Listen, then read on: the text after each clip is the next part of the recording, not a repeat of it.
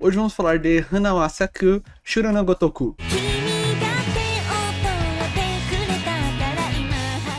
Também podendo ser dito como Flowers and Asura, é um anime que gira em torno de um clube de radiodifusão. Ele não seria um clube de comunicação, mas também é um clube de rádio, entra nesse meio. É uma parte que é um clube sobre recitações, né, digamos assim. E tem uma diferença de proclamar algo, recitar algo, dizer algo, falar sobre e várias de derivações e até mesmo atuações, porque recitar não é atuar. Você proclamar e citar algo, fazer uma citação, não é atuar. E isso também é dito no anime e é uma coisa maravilhosa. E sim, aquele que vos fala já fez teatro.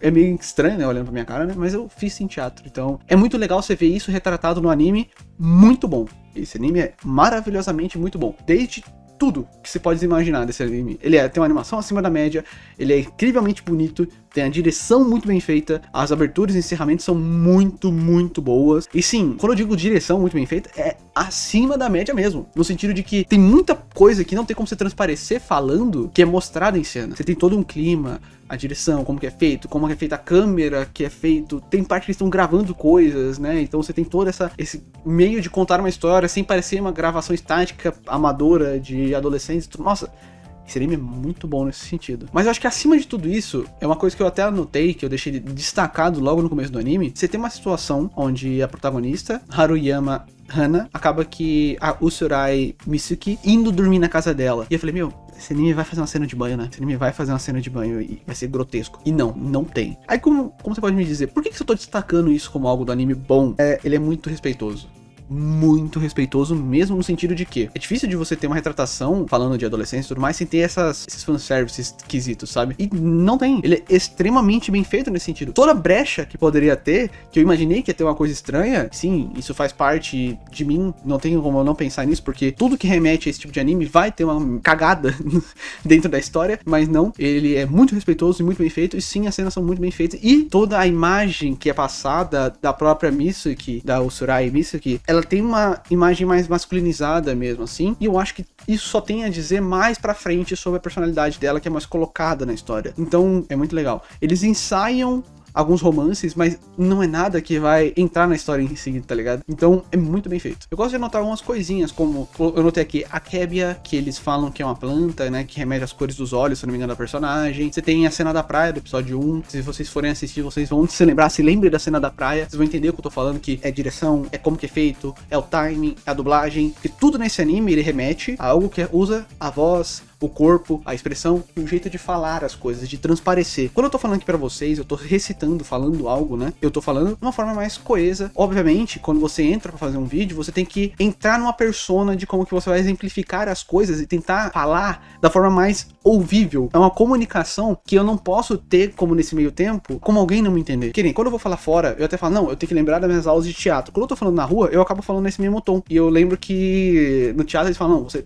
pode falar baixo, só que falar pra todo mundo. Eu vou tentar exemplificar pra vocês. Eu vou estar falando no mesmo tom, só que eu vou começar a abrir minha voz e falar ela abertamente. Tentando exemplificar uma palavra melhor, é fazer a minha voz ocupar todo o espaço que eu tô falando. E isso é uma coisa que se aprende com o tempo. Eu não tô aumentando meu tom, não tô falando alto, não tô gritando, não tô nada do tipo. Mas eu consigo colocar a minha voz pra ela ocupar mais espaço da sala e ela ficando cada vez mais alto, entendeu? Não necessariamente eu tô gritando, não necessariamente eu tô falando alto. E isso não vai acabar com a minha garganta. Porque gritar, falar alto gritando, é diferente de ocupar todo o espaço com sua voz. Isso é muito legal e é uma coisa que se aprende com o tempo, né? E é uma coisa que se aprende também com esse anime, que ele vai falando sobre essas coisinhas, né? Uma outra coisa que é mostrar nesse anime, né, é as comunidades. Comunidades e ilhas, e como que no Japão tem muito disso de ter ilhotas, né? Ou arquipélagos, né? Que são várias ilhas e várias ilhazinhas. E tem pessoas que, de fato, né, não tem como estudar numa escola tal, porque o barco que leva pessoas pra uma ilha, dessa ilha pra lá, acaba voltando um pouco mais cedo. São coisinhas cotidianas, e esse tipo de coisa que faz a história ser um pouquinho mais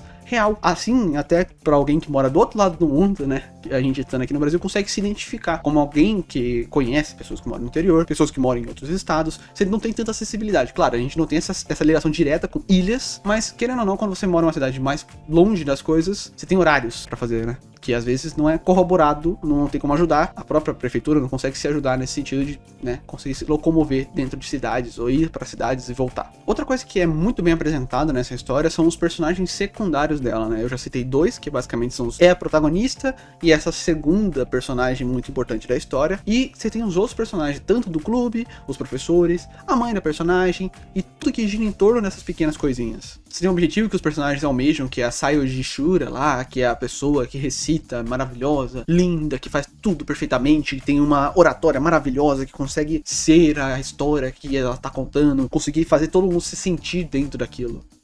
Isso é muito legal. Você tem a Natsue-an, a tsundere, entre aspas, da turma, que com o tempo você vai entendendo como funciona meio que a cabeça dela. Você tem a Totonoi Ryoko, que é a outra menininha de óculos lá e tal, que é mais velha. Você tem o menino de óculos lá, medroso, que eu esqueci o nome dele. Você tem o Akiyama, que é o Matsuyuki Akiyama, uma coisa assim. Também é um outro personagem muito bem feito, que você vê que eles vão colocando mais camadas neles, né? Eles começam com um estereótipo e vão criando mais personalidade conforme a história vai passando e vai agregando nesses personagens. E eles são muito bem tratados dentro da história e isso também agrega muito no valor que ela tenta passar pra gente, que é um clube.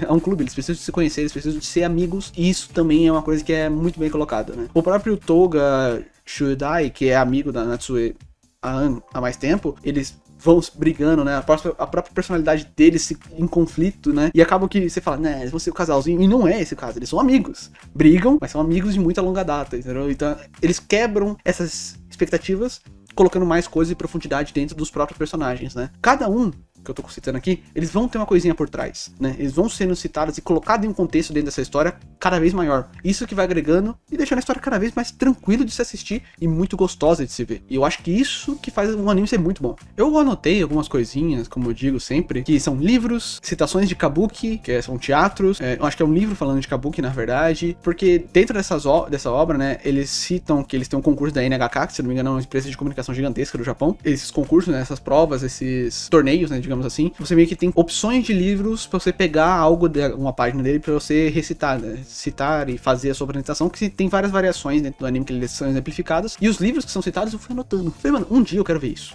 Eu quero dar uma olhada.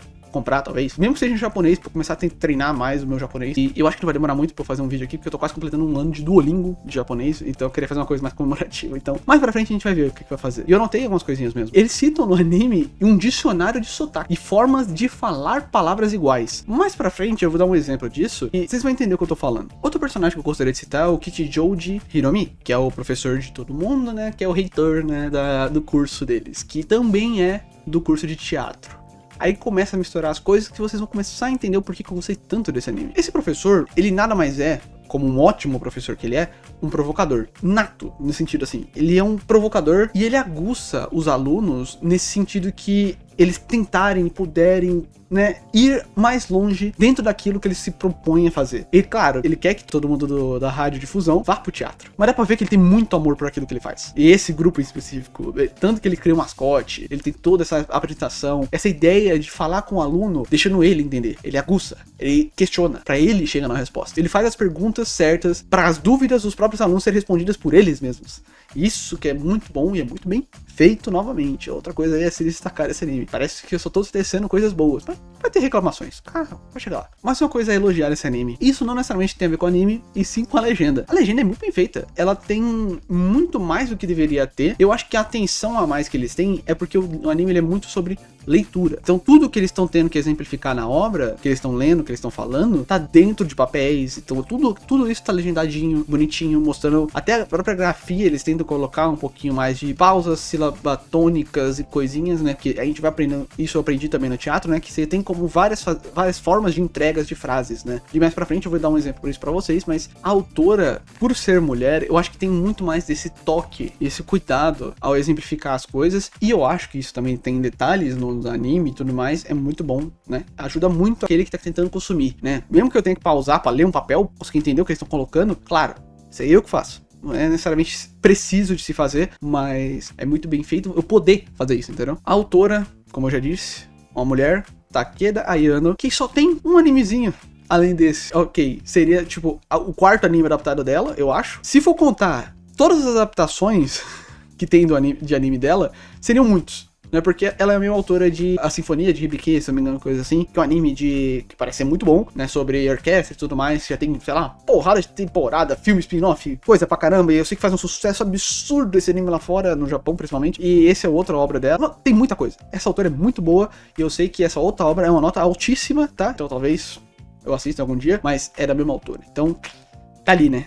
Falando agora sobre literatura, que é citada no anime, obviamente, eles têm que escolher livros, né, dentro da obra, é falado sobre literatura clássica e moderna. Quando a gente diz sobre literatura clássica e moderna, entra numa coisa que eu vou fazer um vídeo ainda sobre esse anime, que é o TTQ Nondo, alguma coisa assim, que eu ainda tô assistindo e eu tô com um texto gigantesco já, mas é muito falado sobre a comunicação. A escrita ser uma forma de se comunicar com o nosso passado, ou o nosso passado se comunicar com a gente, né? Na verdade é o contrário, né? O nosso passado se comunicar com a gente e a gente tentar entender um pouco mais sobre como era pensado as coisas em uma época passada. Ter como catalogar e ter isso guardado em algum lugar é uma dádiva maravilhosa da humanidade, que é uma coisa, né, como a escrita. Mas agora complementando, falando sobre literatura, a gente não tem como saber algo escrito, não tem como você saber como seria uma conversa antigamente. Dando um exemplo, você tem como saber qual era o contexto de um texto de 1200 ou 1500 que seja escrito em português, sendo que a forma de grafia era diferente, a forma de escrita era diferente e os tons não estão exemplificados. Eu estralei meu dedo falando isso. Os tons não estão exemplificados dentro da própria escrita. Você tem que presumir como que seria feito as coisas na época, né? Isso que é importante de recitar. Você tentar se colocar num contexto para você entender qual que era a mensagem que estava sendo passada.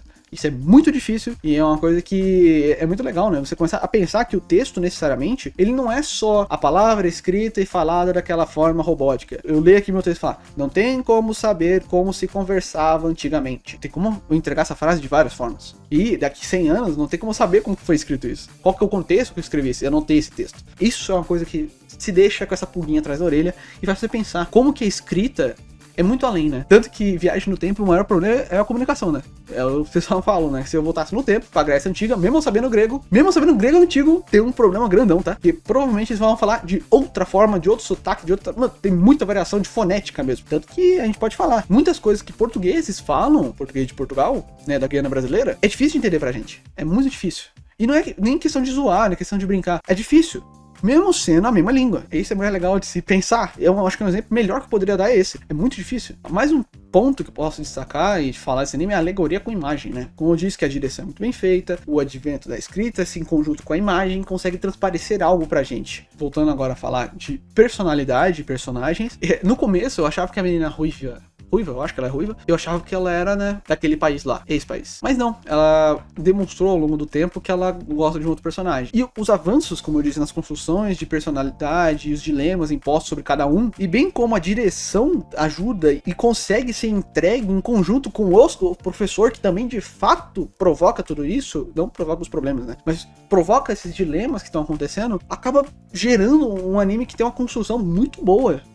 Como eu disse, de personalidade mesmo. Agora, um exemplo de cada personalidade, se eu fosse descrever de cada um, basicamente. A protagonista tem problema de baixa autoestima e problema de tomada de decisões. E isso fica muito bem claro que ela tem um problema mesmo com isso. A menina de cabelo ruivo, como um outro exemplo, ela tem medo do que pode ocorrer e recorre à perfeição pra nunca perder. O menino de óculos, o nerd lá e tal, não o que tem medo de falar em público e tudo mais, o outro tem um problema de ser pressionado pelos pais a seguir uma carreira de medicina e nunca falhar com essa família. Agora, parafraseando, o que ele disse que os pais dele disse é que se não é médico, nem a gente, que não é pra falhar igual seus irmãos e irmãs que possivelmente também são artistas, entende? O outro mais alto, que é o outro nerd que eu falei lá, ele é tímido. Ele tem um problema de timidez, como eu disse. Só que ele é esforçado, ele é extremamente esforçado naquilo que ele tá fazendo e ele se propõe, mesmo ele tendo timidez e medo de fazer as coisas, ele faz, ele se propõe, ele se esforça, ele tenta. E entre outras coisas que poderia ser citado, o fato da compreensão de suas qualidades e seus defeitos e suas limitações é algo recorrente desse anime. E é algo que fica muito transparente. E eu acho que é uma tomada de decisão de contar uma história, eu acho que é algo acertadíssimo do anime. Eles citam aqui ego artístico. O que é um ego artístico? O ego artístico, citado aqui no anime, é como alguém que cresceu sendo um pianista, que é o outro ruivo, o moleque lá, que eu esqueci o nome. O menino ruivo que cresceu como um pianista até conhecer Vocaloid.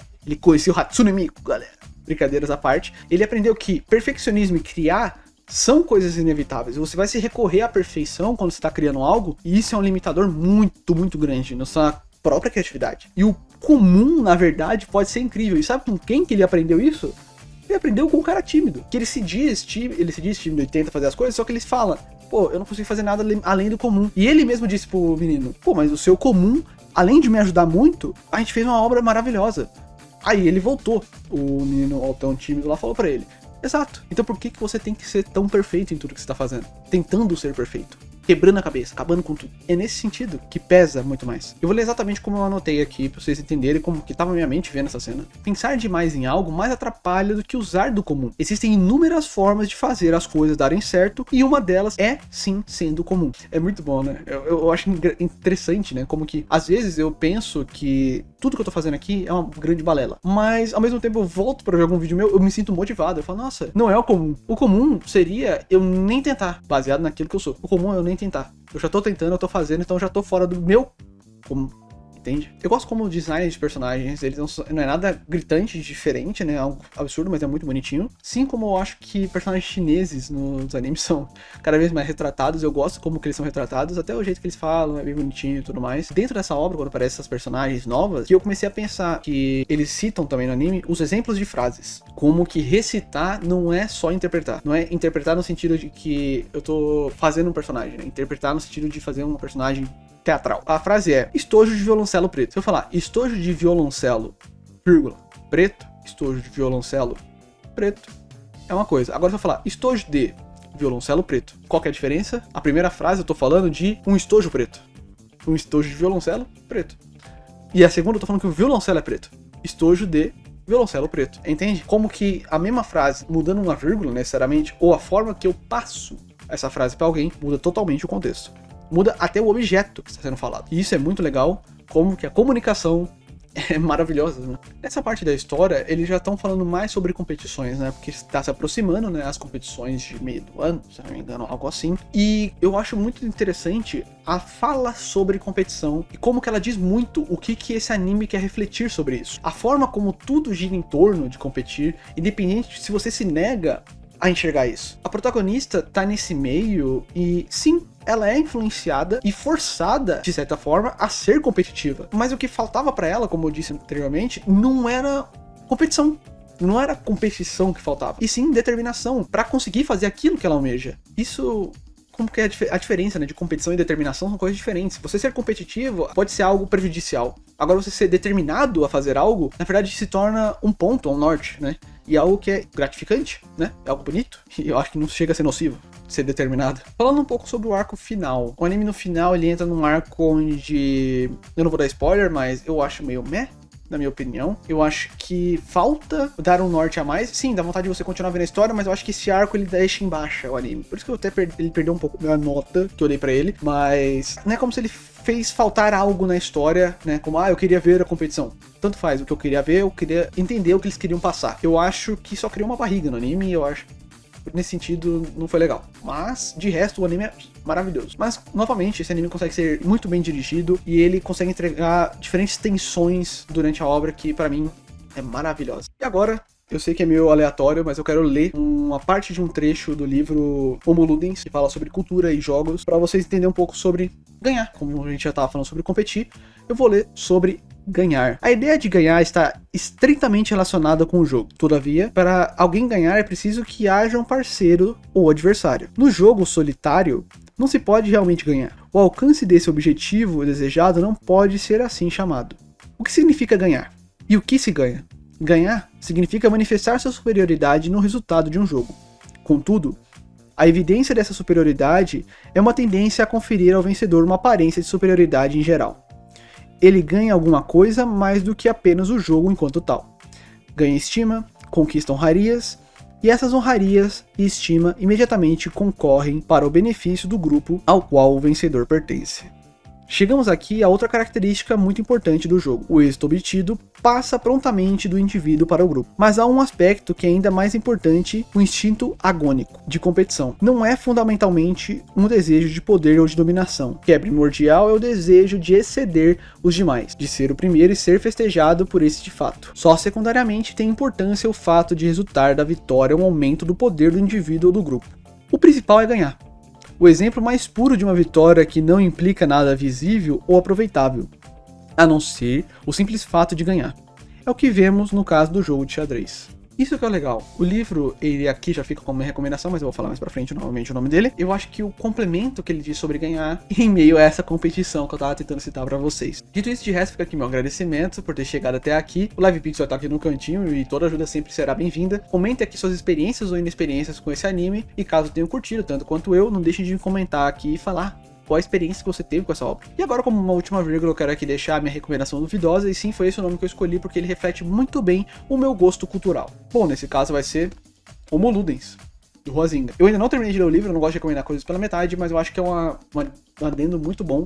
E claro, eu poderia ler mais coisas aqui pra vocês e falar mais sobre o livro ou trechos que me interessam dentro da obra. É isso, fiquem todos muito bem, até um próximo vídeo review, algo do gênero, e tchau, tchau.